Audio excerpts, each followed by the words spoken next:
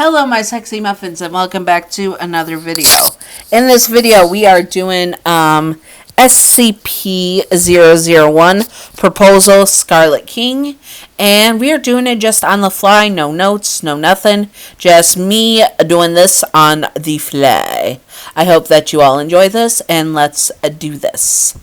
SCP, okay, this is also part 3 of the mini-series, in which you are now going to be having some dreams of SCP-001 Scarlet King.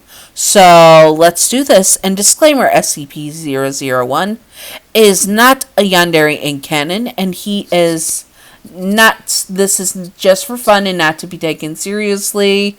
Yanderes are not ideal partners to have. Yandere and fictional characters are fine to simp for, and fiction, as long as you separate fiction from reality. And yeah, let's do this. You were brought to the medical wing where they assessed you and then documented the markings on your body, mainly your back. They were shocked to see that you were marked by ancient Scarlet King marking. Of course, the Foundation was not happy, so they handcuffed you to the bed and left you there. Eventually, you fell asleep, but peace did not come and find you. You woke up into the room where the Scarlet King had marked you. He is sitting there on the bed next to you, looking at you with those menacing eyes. He looks down at you and pushes your hair out of your face. "I am sorry that you have to be treated so poorly by them," he says to you. "I know it is not easy, but one day you will be my queen, and no one will be ever able to take you away from me. You will be treated as royalty," he says to you with a smile with such sharp teeth that it made you shudder. You didn't know what was worse, the Foundation or this guy.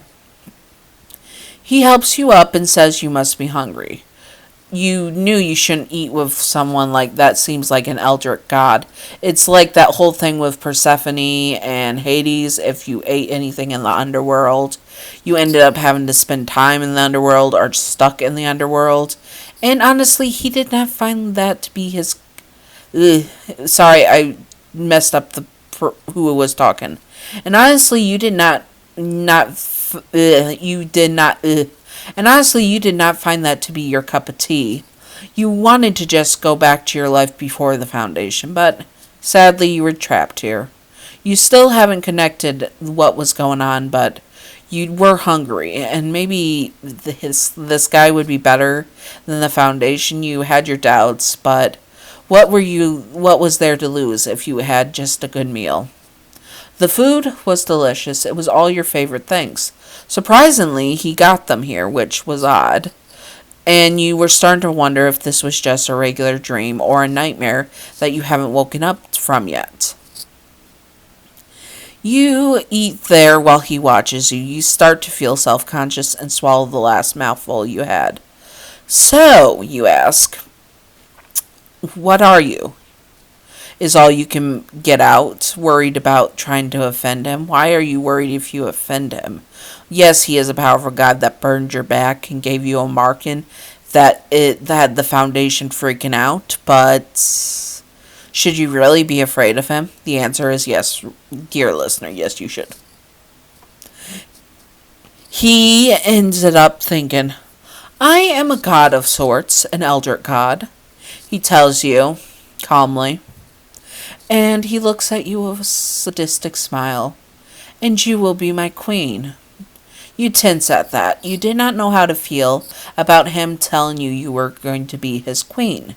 Yes, you always thought as a girl that you would be a very awesome queen, but that was when you were a child, and honestly, the real life reality of being a queen now terrified you, because this is an eldritch god. One that probably had you just dawned on you. You stand up, bolt upright. "You're the reason I'm in the Foundation," you say, shocked, angry, and hurt, and afraid, and just so many emotions all at once you could not describe them all. Yes, I am, he says, grinning even wider, standing up to his full height. You take a couple of steps back. He is much taller than you and way more dangerous. You did not know what to do, so instead you ran. You ran as fast as your legs could carry you, down halls leading through the castle. It was like a labyrinth almost. You didn't know where you were and you didn't know how to get there. You just wanted to wake up, or hopefully for this not to be real. Even being in prison would be better than being here. Hell, even being in the Foundation would be better than being in here. You find a closet and hide into it, covering your mouth and trying to still your breathing so he cannot hear you. He, of course, found you right away, for that marking you had on your back was a way for him to track you wherever you went, and no matter where you went. He opens the door and grins down at you. You've been naughty. Okay, that sounded way dirtier out loud than in my head. I'm sorry. You have broken the rules, he says, looking down at you, and you shudder. The way he said that made you afraid, but also a bit turned on at the same time. He grabs you and throws you over his shoulder, like a sack of potatoes, but light as feathers. He then takes you and leads you down back to the bedroom where he throws you on the bed. Now, how shall I punish you?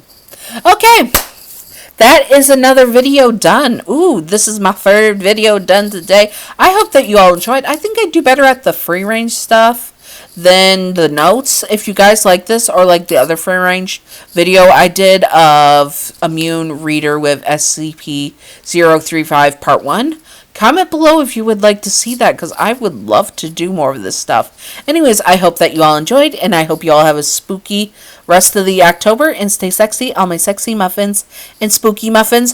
Bye-bye!